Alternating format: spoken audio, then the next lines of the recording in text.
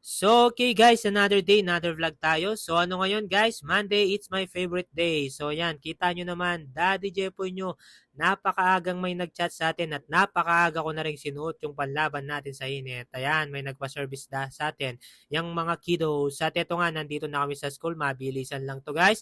Kasi nga, pagbalik ko sa bahay, yan, si mami naman yung isa-serve ko guys. Kita nyo naman, habang tulog si mami, may kinikita na tayo kahit papano. Thank you Lord. So yan, tuloy-tuloy lang yung pagsaserve natin sa kanya guys. Bali yung ulam pala namin ngayon ay Shanghai. Yan, natira pa kahapon yan. Sayang naman gustong gusto pa ulit ni Mami. At ito kakain na kami, napaka-crunchy. Kita nyo naman yung misis ko kahit medyo bullshit, maganda pa rin. Wow! So yan guys, syempre para kompleto na talaga si Daddy Jepoy nyo, pag-prepare na rin natin ng food si Mami at ako na rin yung magliligpit. Kita nyo naman. At ayun pala, hindi ko siya nagawang coffee. So yan, pinag-ice coffee ko na lang. Favorite din ni Mami yon. So yan guys, yan yung baon ni Mami ko. So makakatipid-tipid ng konti at tinanong ko na rin siya ng sweet and chili sauce para konting special. So yan, punas lang tayo. And after nga nung guys yan, dahil ihahatid ko nga si Mami at para hindi masayang yung patak ng ating sasakyan, yan, kinarga ko na yung mga case para makabili tayo ng pandagdag na alak at para kumasya na this weekend. Yan. So, yung pinaka-purpose talaga niyan para hindi lang masayang yung patak, hindi yung paghatid ni Mami. Hindi, ito na pala guys yan.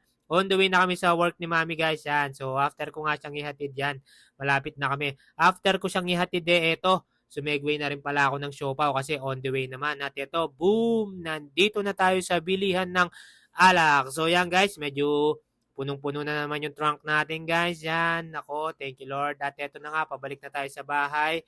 Iyon, nandito na tayo guys. So ano pa bang gagawin natin pagdating sa bahay? Syempre, i-discarga na natin yung mga alak natin. Yan guys, tuloy-tuloy lang tayo kahit medyo mainit na dyan kasi past 10 na.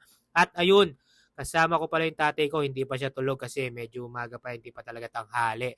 So yan guys, tuloy-tuloy lang Daddy Jepo nyo. Yan. Last ano na yata yan. And after nga pala yon, yan, si Gino naman, yung ihatid ko, mabilis ang ligo lang at pagpapaready kay Gino. At eto, nandito na kami sa school. So, may 2 hours ako nito. So, alam ko na yung gagawin ko. For 2 hours, hindi masayang talaga yung lakad natin. At minsan na lang at makaiwas na rin sa init. Siyempre, kahit mainit, gumawa tayo ng solusyon para maiwasan natin guys. Nandito na ako sa supermarket. So, mabilisan lang guys yan. Kita nyo naman, napuno ko agad yung unang cart ko. At syempre, lagi ko sinasabi sa inyo, laging ibaba yung mga delata. Yung second cart and this is the third cart. So, mabilisan lang to guys.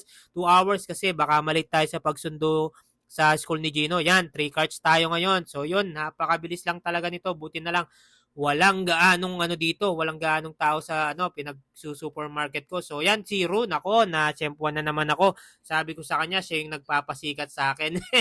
So yan, kita nyo, napuno na yung trunk natin at ito na si Boss Gino nyo, sakto tayo, nako.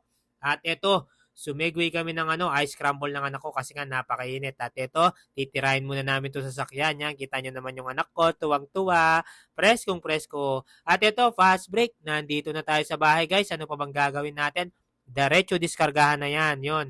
Medyo na to, 2 o'clock na ng tanghali. So, mag-isa na lang tayo. Tulog na yung tatay ko dyan, guys. So, tuloy-tuloy lang tayo, guys. Yan. Kita nyo naman, kahit mainit, walang excuses kasi may mga paraan naman, guys. So, kaya natin to. Wag po tayong susuko. Mga sir, mga ma'am, yan. At eto na nga, last na yan. Boom, yan.